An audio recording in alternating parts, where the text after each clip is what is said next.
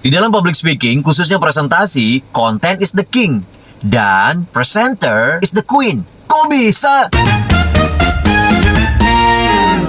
Seringkali kita mendengar content is the king untuk banyak hal, termasuk ketika kita melihat bagaimana perkembangan media sosial sekarang. Semua buat konten, karena content is the king. Atau ketika ada teman-teman, sahabat-sahabat kita yang bergerak di bidang UMKM juga mengatakan content is the king, sehingga semuanya fokus kepada konten. Namun dalam bidang public speaking, kita memang harus fokus terhadap konten, namun di satu sisi kita juga harus menguatkan tentang siapa yang menyampaikan konten tersebut. Makanya muncul pesan dalam public speaking atau presentasi, content is the king and presenter, public speaker, or communicator is the queen.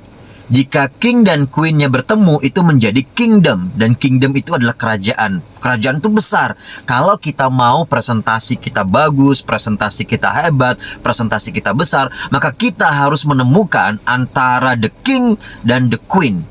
Materinya bagus, kontennya bagus banget, tapi ketika disampaikan oleh presenter, queen yang nggak bagus, nggak menarik, maka pesan yang bagus, konten yang bagus tadi tidak akan didengar, tidak akan disimak, tidak akan menarik perhatian audiens kita. So, ketika kita ingin presentasi, kita harus fokus juga menyiapkan bagaimana presenternya, bagaimana public speakernya, dan juga bagaimana kontennya. Di dalam menyiapkan konten, teman-teman, selain kita menyiapkan konten yang relate dan bagus yang dibutuhkan oleh audiens kita, kita juga harus mengemas konten kita tersebut menjadi sebuah konten yang sistematis dengan sebuah struktur yang benar. Struktur ini akan membantu kita memastikan pesan kita ini nanti dapat diterima oleh audiens kita dengan mudah. Karena ada ya konten-konten bagus tapi strukturnya sulit, maka sulit juga diterima oleh audiens kita. Itu tentang konten. Bagaimana tentang presenter, public speaker, or communicator yang dikatakan sebagai the queen? The queen ini kan cantik, menarik perhatian. Dalam komunikasi dikenal sebelum kita mentransfer logical things dari pesan kita, kita harus get attention first.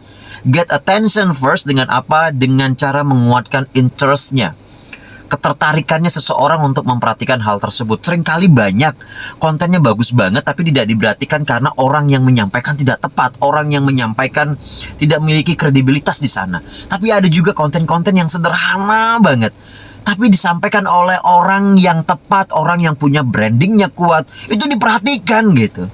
Sehingga teman-teman jangan terjebak dengan pesan hanya mengatakan content is the king. Kan yang paling penting adalah kontennya, hanya menyiapkan materinya. Setelah itu kita tidak pernah mempersiapkan diri kita untuk mendelivery pesan tersebut.